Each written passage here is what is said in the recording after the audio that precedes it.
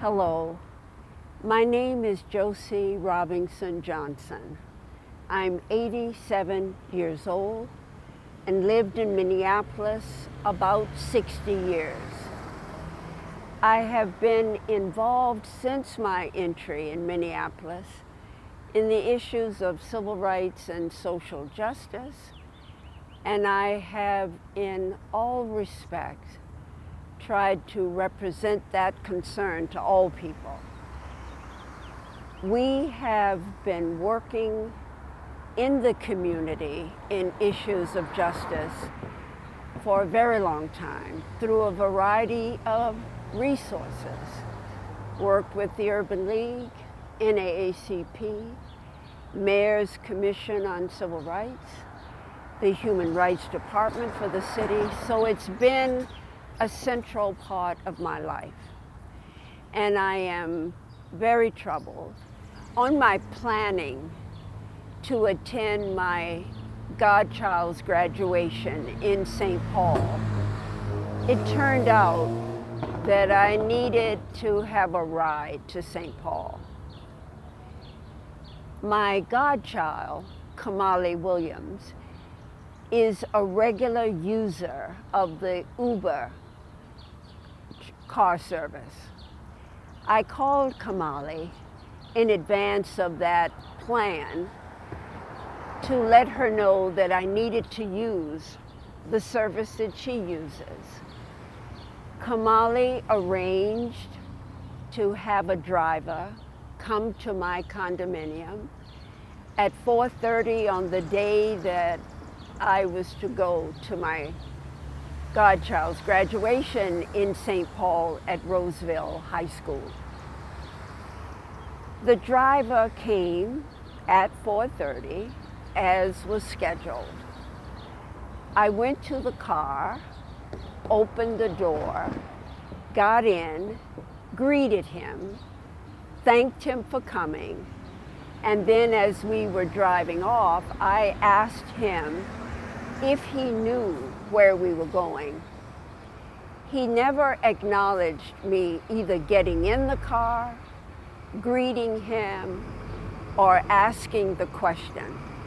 He never responded.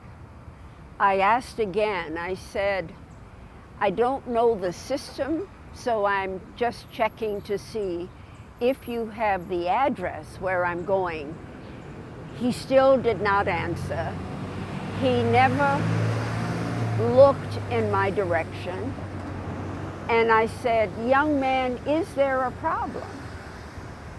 He slowed down as we were rounding the curve of my parking area, and he held something up. I didn't know what it was. So I once again asked, do you have a problem? He then started his car again, drove down to the entry of the parking area, stopped his car, and said, you can get out of my car. So I was shocked and surprised, and I said, okay. So I opened the door to his car and stepped out. And as I stepped out and closed the door, the heel of my foot got caught in the grate that is at the end of the driveway. I tried to get my shoe out of the grate, could not, and I fell. I fell, and the driver drove off. I thought he might have come to see if I was okay, but that didn't happen. So I then, after he drove off, I stood up, pulled my shoe and the heel out of the grate, stood there, and checked to see if my clothes were dirty because I'd fallen. So I finally got myself together, checked my feet in my shoes and walked back up the driveway to my building. I called Kamali and told her that the arrangement had not worked. I didn't want to tell her what had happened because I knew she was busy, and my fear was that she would try to come over to take care of me. So I told her. She then said she was sorry that it happened and she would get me another driver. And she did. And later, my ankle was quite sore, and I had difficulty walking, but I tried not to share that with anybody, with my family in St. Paul. So when I got home that night following the incident, my ankle was very swollen. I took a picture, sent it to my godchild, and finally told her what had happened. When I finally decided to share the experience I had with the Uber driver, I realized that I was surprised that he behaved the way he did, because generally elders are acknowledged by younger people. And it's been my experience that international drivers, as well as our own people, will speak to, treat elders in a particular way that offers a sense of respect.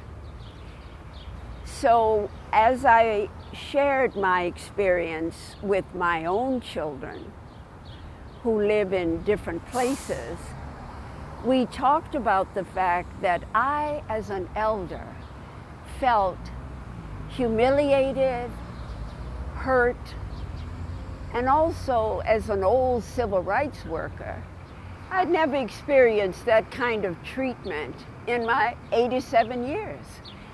And the fact that as we grow older, our need for transportation grows greater.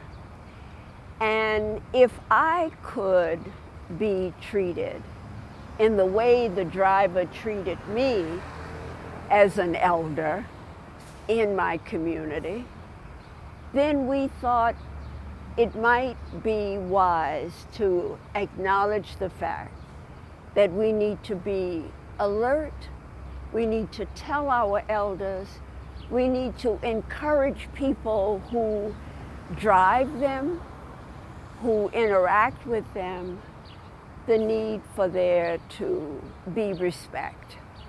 So I have, whereas my feelings were hurt and I felt deeply injured, I am now more concerned about getting the message to people who interact with our elders that they need to be treated with respect, and to tell the elders what is their just due. They need to be treated with respect. They need to be able to tell a driver where they're going and to have some acknowledgement that the driver has heard them. I never thought my driver heard me. I never saw anything but the side of his face. So I'd have no idea that he heard me, that he was responding, because he didn't. One of the great concerns I have is that too often things happen, they get shared with a group, and the next thing you know, the experience, the feeling of injury and hurt disappears. I'm terribly concerned about the need to engage our community in understanding the needs of our elders. And I'm asking our community to get engaged in the protection and love of our elders, the protection of them, because we need to be transported often from place to place, and we need to feel safe in those environments. I'm begging our community to not let my experience be a reflection of something happening, we get excited, we try to respond, and then it's over. So that the condition of our elders can sometimes be forgotten, because there is so much facing us in our issues of justice and equality. So elders and concern for our elders must take priority in our list of concerns that we have in our community. I'm asking at this moment, in reflection on all that's happened to me, that our community accepts the plea and the request that we place the concern, safety of our elders at the top of our list of things we as a community have to face right now. Our elders need us. They need to hear our voice. They need to know that we love them, love us all, and that our cultural training of care for our ancestors supersedes most things. So I beg you, community, help me. Help us